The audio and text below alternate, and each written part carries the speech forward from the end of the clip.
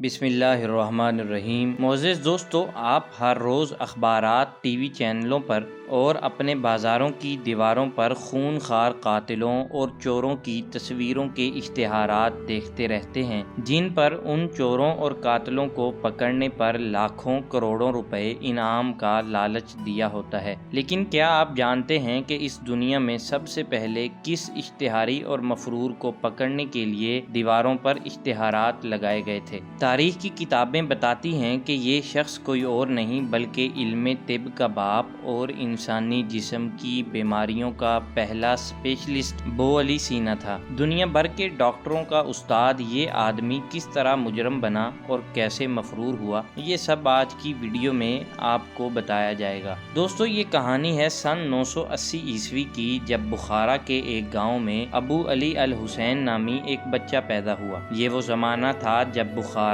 شہر علم و فن کا مرکز سمجھا جاتا تھا۔ اسی بخارا میں یہ بچہ صرف 10 سال کی عمر میں حافظ قرآن بن گیا اور صرف 14 سال کی عمر میں ریاضی، فلسفہ اور علم طب یعنی بائیولوجی اور انسانی بیماریوں کے علم کا ماہر ہو گیا۔ اس بچے کو علم طب یعنی بائیولوجی میں خاصی دلچسپی تھی، اور جب یہ 17 سال کا جوان تھا تو اس کے شہر کا بادشاہ نوح بن حاکم بیمار ہو گیا۔ پوری دنیا کے ماہر ڈاکٹر مل کر بھی اس بادشاہ کے مرض کا پتہ نہ چلا سکے، تو ابو علی سینا نے 17 سال کی عمر میں بادشاہ کا چند دن میں علاج کر دیا۔ بادشاہ ابو علی سے بہت خوش ہوا اور اس کو سونے چاندی کے تحائف کے ساتھ ساتھ اپنے محل کی شاہی لائبریری کا پروفیسر اور انچارج مقرر کر دیا۔ صرف 17 سال کی عمر میں اتنی عزت اور مقام کو دیکھ کر لوگ اس سے حسد کرنے لگے اور پلاننگ کر کے ایک دن شاہی لائبریری کو آگ لگا دی، جس کی وجہ سے شاہی لائبریری میں موجود تمام قیمتی اور نایاب کتابیں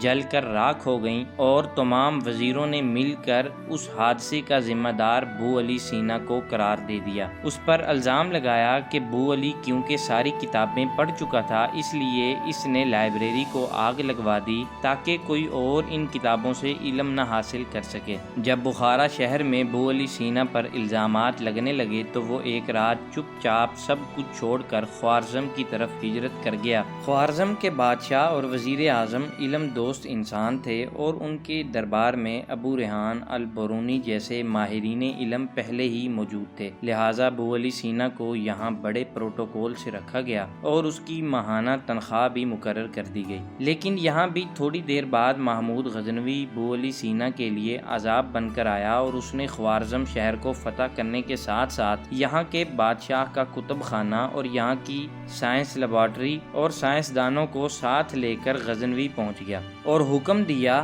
کہ خوارزم کے بادشاہ کے محل میں رہنے والے تمام ماہرین علم ایک ہفتے کے بعد غزنی کے دربار میں حاضر ہوں۔ ابو علی سینا خوارزم سے چلا، لیکن راستے میں ہی قافلے سے چھپ کر الگ ہو گیا، اور محمود غزنوی جب اپنے شہر پہنچا اور قافلے میں ابو علی سینا کو نہ پایا تو اس نے اعلان کروا دیا کہ جو بندہ بھی ابو علی سینا کو ڈھونڈ کر لائے گا اسے سونے اور چاندی کے انعامات سے نوازا جائے گا۔ جب یہ اعلان ابو علی تک پہنچا تو وہ مزید کئی سالوں تک روح پوش ہوتا گیا اور چھپتا چھپاتا رہا۔ چلتے چلتے چند سالوں کے بعد وہ ہمدان کے شہر اور ریاست میں پہنچا، جہاں کے بادشاہ نے اسے اپنا وزیر خاص مقرر کر لیا۔ دنیا کا یہ عظیم سائنسدان یہاں بھی زیادہ دیر نہ رہ سکا، اور دیگر وزراء نے ابو علی پر بے مذہبی، بے راہ روی اور مردہ انسانوں کے جسموں پر پوسٹ مارٹم کے تجربات کے الزامات لگا کر اسے اشتہاری قرار دے دیا، اور اشتہاروں پر ابو علی کی تصویریں لگا کر شہروں کی